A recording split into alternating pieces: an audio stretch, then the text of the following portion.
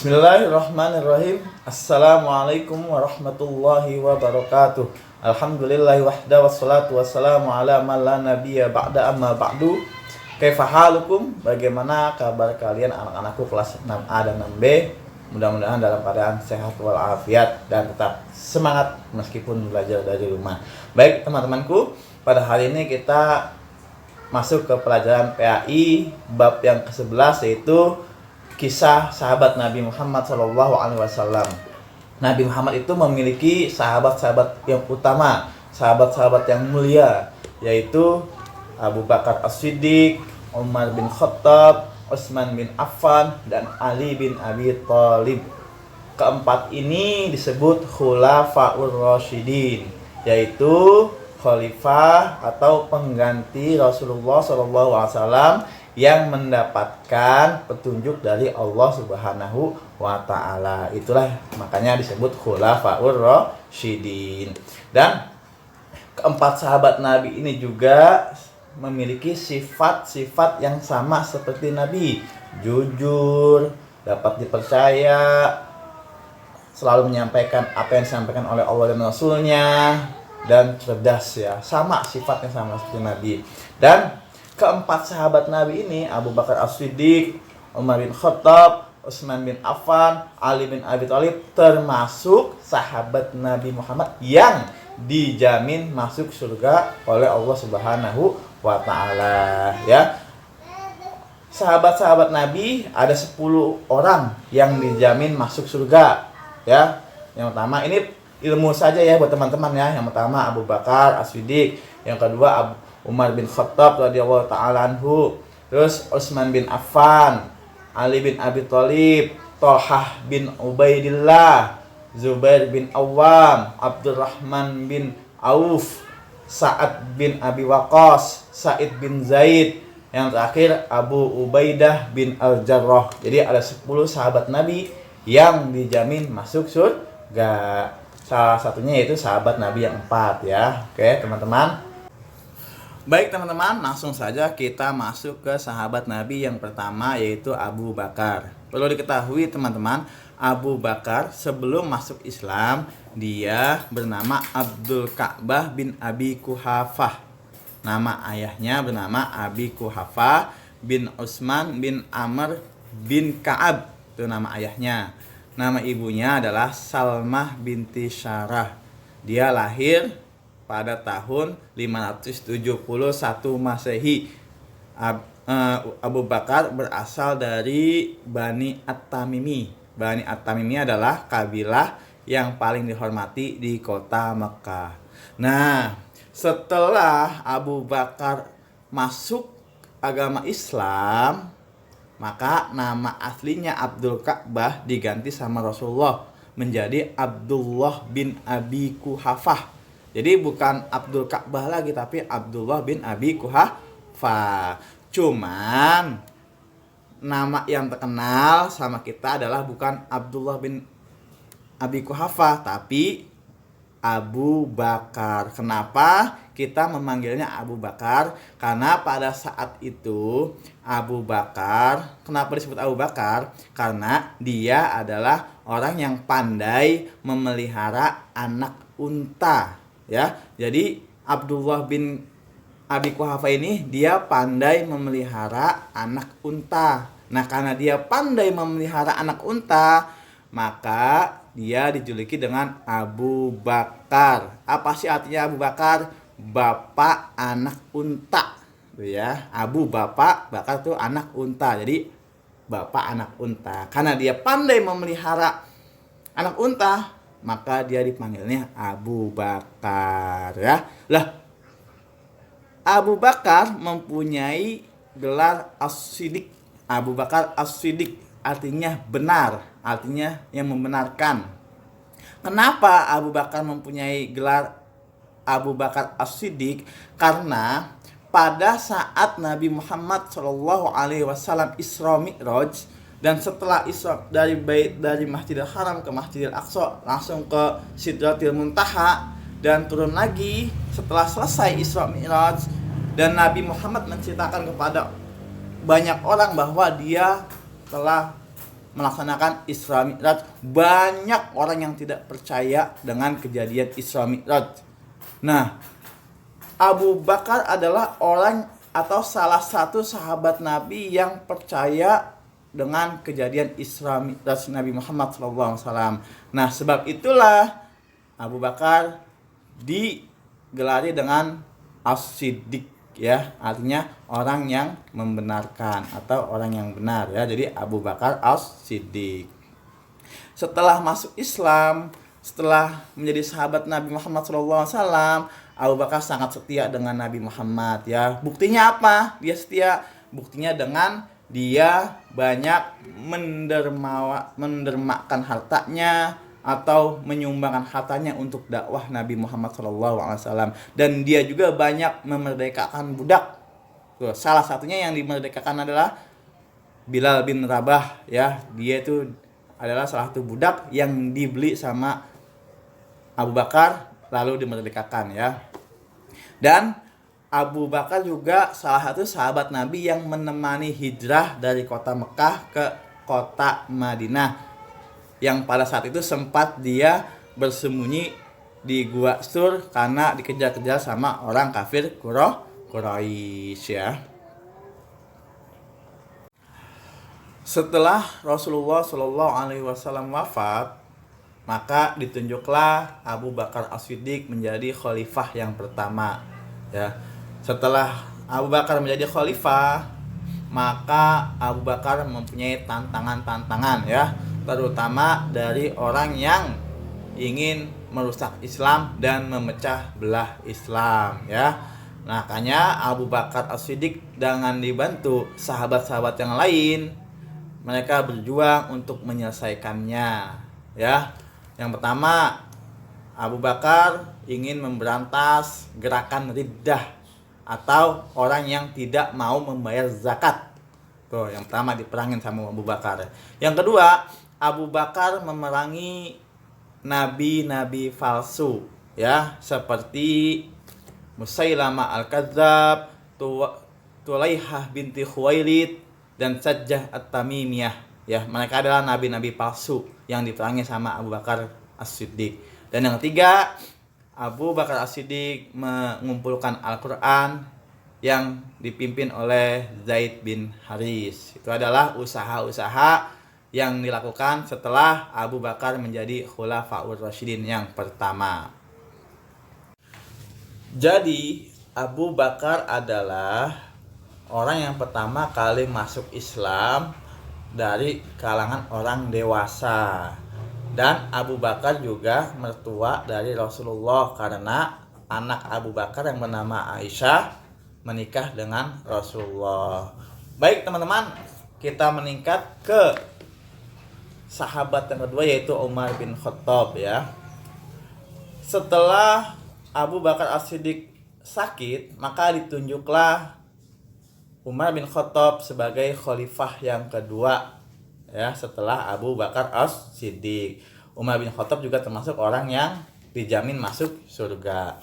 Nama lengkap Umar bin Khattab adalah Umar bin Khattab bin Nufail bin Abdul Uzza bin Rabah bin Abdullah Al-Adi. Umar bin Khattab lahir pada tahun ke-13 setelah kelahiran Nabi Muhammad SAW. Dan Umar bin Khattab berasal dari Bani Adi, termasuk dari suku Quraisy, ya. Oke, teman-teman, sejarah masuknya Umar bin Khattab. Suatu ketika Umar bin Khattab mencari Rasulullah untuk dibunuhnya. Jadi Umar bin Khattab ingin membunuh Rasulullah.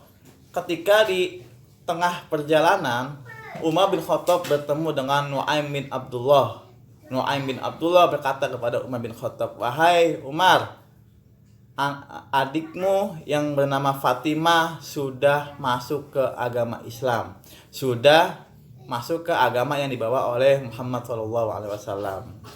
Mendengar perkataan Nu'aim, Umar bin Khattab marah besar, ya. Dia langsung bergegas ke rumah adiknya yang bernama Fatimah. Setelah sampai di rumah Fatimah adiknya, Umar mendengar adiknya sedang membaca Al-Quran. Langsung Umar masuk ke rumah Fatimah, dan bertanya kepada Fatimah, "Wahai adikku, apakah benar kamu sudah masuk ke agama yang dibawa oleh Muhammad?"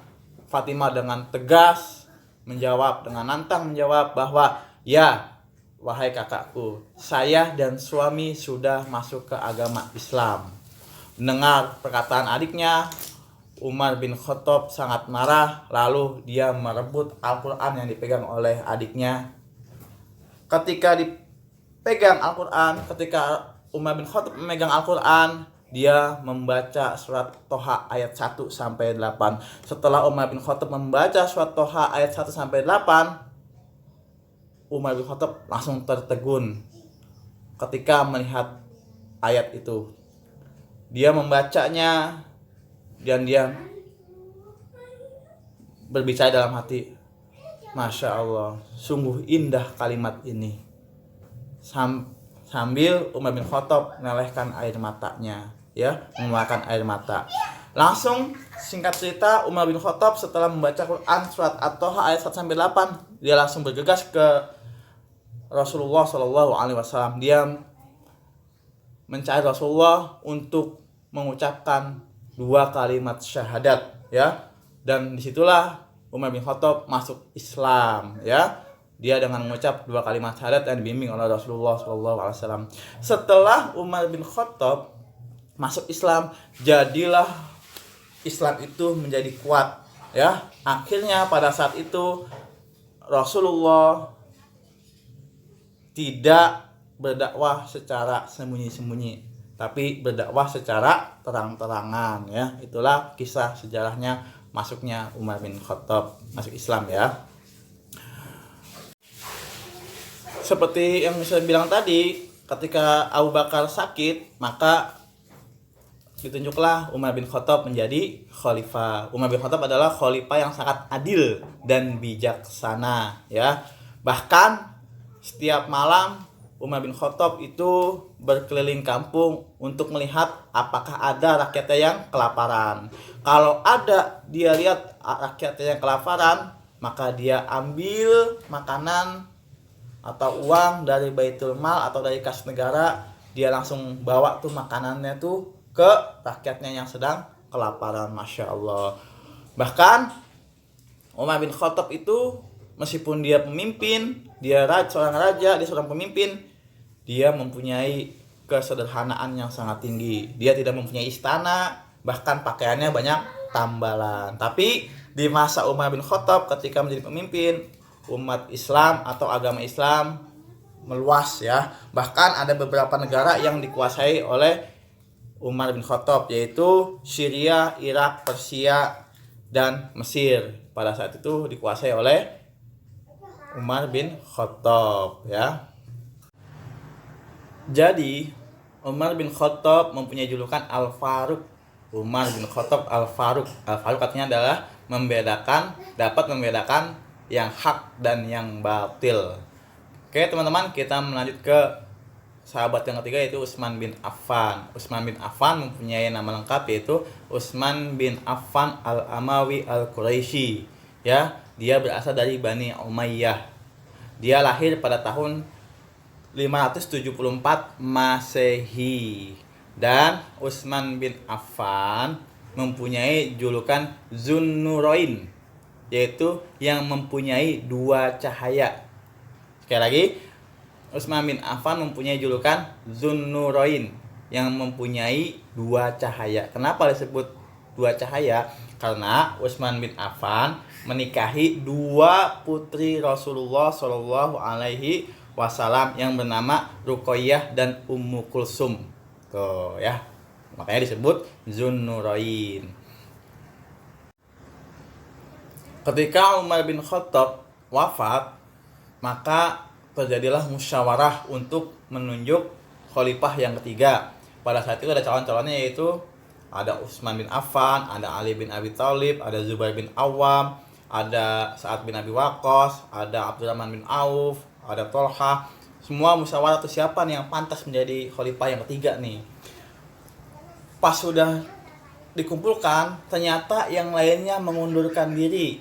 Zubair bin Awam, Tolha, terus Sa'ad bin Abi Waqqas, yang lainnya semuanya mengundurkan diri dan akhirnya ditunjuklah Utsman bin Affan menjadi seorang khalifah yang ketiga menggantikan Umar bin Khattab setelah wafat ya. Itu terjadi pada tahun 24 Hijriah bulan Muharram. Pada saat itu Utsman bin Affan usianya adalah 70 tahun. Sangat tua berarti ya. Jadi khalifah yang paling tua adalah Utsman bin Affan ya. Jasa yang paling besar ketika Utsman bin Affan menjadi khalifah adalah dia mengumpulkan Al-Quran menjadi satu mushaf yang disebut dengan mushaf Utsmani. Sampai sekarang kita baca tuh, itu adalah mushaf Utsmani, mushaf yang dikumpulkan pada saat masa Khalifah Utsman bin Affan ya. Utsman bin Affan wafat sebagai syahid atau orang yang meninggal di jalan Allah adalah ketika pada tahun 35 Hijriah ya. Pada saat itu rumahnya dikepung oleh para pemberontak selama 40 hari ya. Akhirnya Utsman bin Affan meninggal atau dibunuh ketika sedang membaca Al-Qur'an ya. Jadi Utsman bin Affan meninggal pada tanggal 18 Zulhijjah hari Jumat tahun 35 Hijriah. Dia dikuburkan di kuburan Baqi di kota Madinah. Oke teman-teman, kita masuk ke sahabat yang keempat yaitu Ali bin Abi Thalib ya. Ali bin Abi Thalib dilahirkan di kota Mekah ya. Dia lahir pada tanggal 13 Rajab 10 tahun sebelum kenabian Nabi Muhammad SAW. Nama ayahnya adalah Abu Thalib bin Abdul Muthalib bin Hashim bin Abdul Manaf bin Qusay. Ibunya bernama Fatimah binti As'ad bin Hashim bin Abdul Manaf ya. Sejak kecil Ali bin Abi Thalib dikenal sebagai anak yang cerdas dan pemberani. Beliau mengikuti Nabi Muhammad sejak umur 6 tahun. Hal itu karena Nabi Muhammad juga berada dalam asuhan ayahnya yang juga paman Nabi Muhammad sendiri.